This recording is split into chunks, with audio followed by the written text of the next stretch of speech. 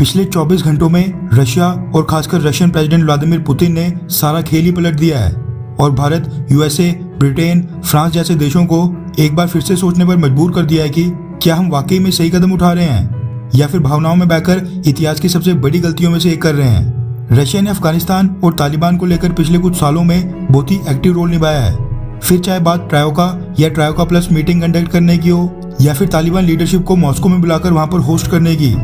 Central Asian देश जो अफगानिस्तान के बिल्कुल पड़ोस में है, क्योंकि इनका कर्ता धर्ता ही रशिया है, इसलिए वो इस पूरे प्रोसेस के साथ स्टार्टिंग से लेकर एंड तक जुड़ा रहा, ताकि जो ये सेंट्रल एशियन देश हैं जो कभी सोवियत यूनियन का हिस्सा हुआ करते थे, इनकी सिक्योरिटी सुनिश्चित हो सके।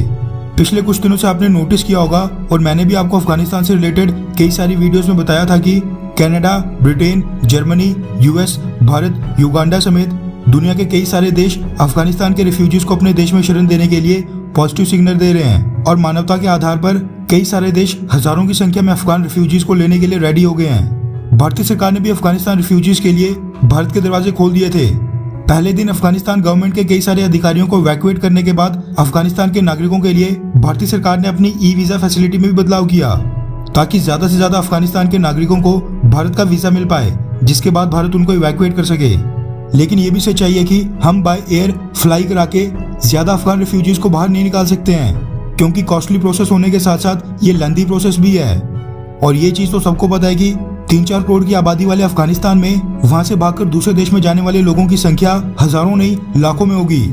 ऐसे में अमेरिका, ब्रिटेन समेत नाटो सदस्य कई सारे देश Tajikistan, Uzbekistan, Turkmenistan, central Asia के इन सभी देशों पर प्रेशर डाल रहे थे कि ये अपने लैंड बॉर्डर्स अफगानिस्तान के रिफ्यूजीज के लिए खोल दें और फॉर द टाइम बिंग कई सारे अफगानिस्तान के लोगों यानी लाखों की संख्या में अफगान रिफ्यूजीज को अपने देश में शरण दे दें, जिनके लिए यूएसए समेत ये सारे वेस्टर्न देश कई बिलियन डॉलर्स एड के रूप में देने के लिए भी रेडी हैं। लेकिन पिछले कल रशियन प्रेसिडेंट व्लादिमीर पुतिन का इससे रिलेटेड एक बयान सामने निकल कर आया है, जिसने भारत समेत दुनिया के कई देशों को सोचने पर मजबूर कर दिया है कि क्या हम भावुक होकर कोई गलती तो नहीं कर रहे हैं जिसका खामियाजा हमें भविष्य में भुगतना पड़े। दरअसल व्लादिमीर पुतिन ने पिछले कल एक स्टेटमेंट में कहा वो अफगानिस्तान से रिफ्यूजीज को शरण देने के बिल्कुल खिलाफ हैं, क्योंकि अफगानिस्तान के रिफ्यूजीज की आड़ में रशिया में खूंखार आतंकवादी भी एंटर हो सकते हैं, जो कल को रशिया की सिक्योरिटी के लिए मेजर थ्रेट बने। क्योंकि मैक्सिमम सेंट्रल एशियन कंट्रीज जो कभी सोवियत यूनियन का हिस्सा हुआ करती थी, रशिया CSTO ट्रीटी के तहत उनकी सिक्योरिटी सुनिश्चित करता है। रशिया ने उनके नागरिकों को वीजा फ्री एंट्री दी है, इसलिए रशिया अमेरिका समेत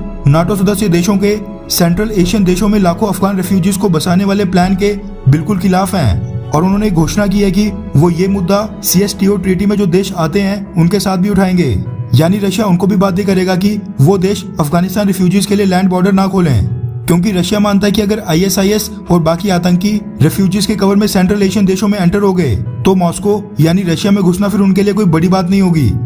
ये बेहद आसानी से वीजा नियमों का फायदा उठाकर रशिया के अंदर भी एंटर हो जाएंगे और फिर वहां पर भी आतंकी घटनाओं को अंजाम देंगे। लेकिन रशिया की स्टेटमेंट से क्या आप सहमत हैं? क्या भारत अफगानिस्तान के रिफ्यूजीज को इंडिया में शरण देकर फ्यूचर में अपने लिए कोई बड़ी आतंकी घटना को न्योता तो नहीं दे रहा है, या फिर कुछ गिने चुने आतंकी एलिमेंट्स की वजह से अफगानिस्तान के सभी रिफ्यूजीज को शरण ना देना बिल्कुल सही है या फिर गलत? आपकी इस बारे में क्या राय है? नीचे कमेंट करके